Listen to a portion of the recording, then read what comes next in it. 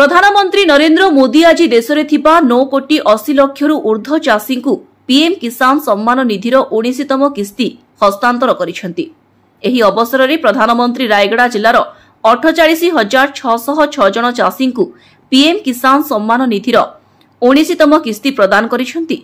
सारा देश में एही कार्यक्रम आयोजन होथिबा बेले रायगड़ा जिला सदर महकुमा स्थित विजु पट्टनायक कल्याण मंडप परिसर में एही हस्तांतर कार्यक्रम अनुष्ठित हो जाइछि।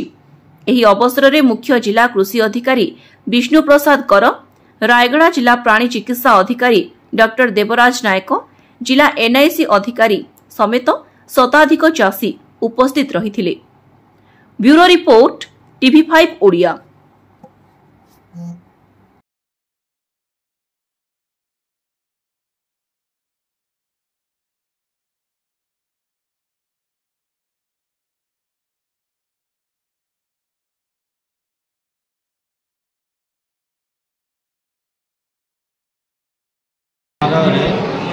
Honourable prime minister Narendra Modi ji 19तम किस्ती पीएम किसान निधि उन्मोचन कर चाषी मान से सब राशि जाइए।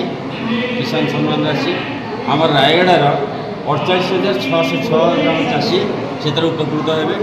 जो प्रस्ताव कि आम ओडिशा सरकार तरफ केंद्र सरकार तरफ जाइए। चाषी को ये जो किसान सम्मान राशि मिलूँ वर्ष को 6,000 टका मिलूँ 3टी किस्ती में 2,000 करी।